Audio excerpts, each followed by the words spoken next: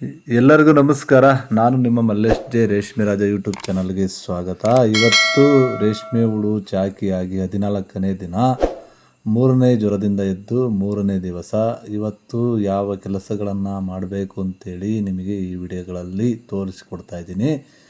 ಇವತ್ತು ಬೇರೆ ಏನು ವ್ಯತ್ಯಾಸವಿಲ್ಲ. ಇವತ್ತು ಹುಳುಗಳನ್ನು ತೆಳುವಾಗ್ತಕ್ಕಂಥದ್ದು, ಹುಳುಗಳಿಗೆ ಸಪ್ಪನ್ನು ಹಾಕ್ತಕ್ಕಂಥದ್ದು, ಇದಿಷ್ಟೇ ಕೆಲಸ. ಹುಳುಗಳಿಗೆ ಸಪ್ಪನ್ನು ತಂದಿಟ್ಟುಕೊಂಡು ಹುಳುಗಳನ್ನು ಎಲ್ಲೆಲ್ಲಿ ದಟ್ಟವಾಗಿದ್ದಾವೆ ಅವುಗಳನ್ನು ತೆಗೆದು ತೆಳುವಾಕಿ ನಂತರ ಅವುಗಳಿಗೆ ಸಪ್ಪನ್ನು ಹಾಕ್ತಕ್ಕಂಥದ್ದು ಇವತ್ತು 3ನೇ ಜ್ವರದಿಂದ ಎದ್ದು 3ನೇ ದಿವಸದ ಕೆಲಸ.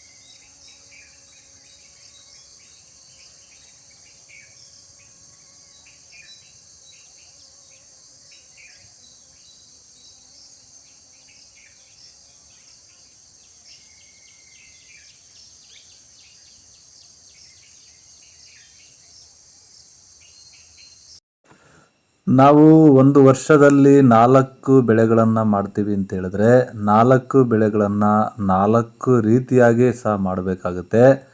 ಬೇಸಿಗೆ ಕಾಲದಲ್ಲಿ ಯಾವ ರೀತಿ ಮಾಡಬೇಕು ಆ ರೀತಿ ಬೇಸಿಗೆ ಕಾಲದಲ್ಲಿ ಮಾಡಬೇಕಾಗುತ್ತೆ. ಮಳೆಗಾಲದಲ್ಲಿ ಬೇರೆ ರೀತಿ ಮಾಡಬೇಕು ಮತ್ತು ಚಳಿಗಾಲದಲ್ಲಿ ಸಹ ಆ ವಾತಾವರಣಕ್ಕೆ ನಾವು ಹೊಂದಿಕೊಂಡು ರೇಷ್ಮೆ ಬೆಳೆಯನ್ನು ಮೇಯಿಸಬೇಕಾಗುತ್ತೆ. ಈ ಬೇಸಿಗೆ ಕಾಲ ಆಗಿರೋದ್ರಿಂದ ನಾವು ಪ್ರತಿದಿನ ಸುಣ್ಣವನ್ನು ಹಾಕ್ತಕ್ಕಂಥ ಒಂದು ಪ್ರಮೇಯ ಇಲ್ಲ.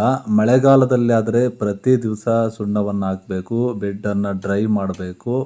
ಇಲ್ಲಾಂದರೆ ಸುಣ್ಕಟ್ಟು ಬರ್ತಕ್ಕಂಥ ಜಾಸ್ತಿನೇ ಇರುತ್ತೆ. ವಾತಾವರಣದಲ್ಲಿ ತೇವಾಂಶ ಹೆಚ್ಚಾಗಿರುತ್ತೆ. ಆದ್ದರಿಂದ ರೋಗಗಳು ಬರ್ತಕ್ಕಂಥ ಚಾನ್ಸು ಹೆಚ್ಚಾಗಿರೋದ್ರಿಂದ ಸುಣ್ಣವನ್ನು ಯಥೇಚ್ಛವಾಗಿ ಕೊಡಗಿ ನಾವು ಬೆಡ್ಡನ್ನು ಡ್ರೈ ಮಾಡಬೇಕಾಗುತ್ತೆ. ಇದು ಬೇಸಿಗೆ ಕಾಲದಲ್ಲಿ ಸುಣ್ಣವನ್ನು ಹೆಚ್ಚಾಗಿ ಕೊಡತಕ್ಕಂಥ ಪ್ರಮೇಯ ಇಲ್ಲ. ಆದ್ದರಿಂದ ನಾವು ಒಂದು ಜ್ವರದಿಂದ ಪಾಸಾದಮೇಲೆ ಒಂದು ಸಾರಿ ಮಾತ್ರ ಒಂದು ಸುಣ್ಣವನ್ನು ಕೊಡ್ತೀವಿ. ಆದ್ದರಿಂದ ಹುಳುವನ್ನು ತೆಳುವಾಗ್ತಕ್ಕಂಥದ್ದು, ಫ್ರೆಶ್ ಸಪ್ಪನ್ನು ಹಾಕ್ತಕ್ಕಂಥದ್ದು, 3 ಟೈಮಲ್ಲಿ ಸಪ್ಪನ್ನು ಹಾಕ್ತಕ್ಕಂಥದ್ದು, ಇದಿಷ್ಟು ಬೇಸಿಗೆ ಕಾಲದಲ್ಲಿ ಮಾಡಬೇಕಾಗಿರ್ತಕ್ಕಂಥದ್ದು.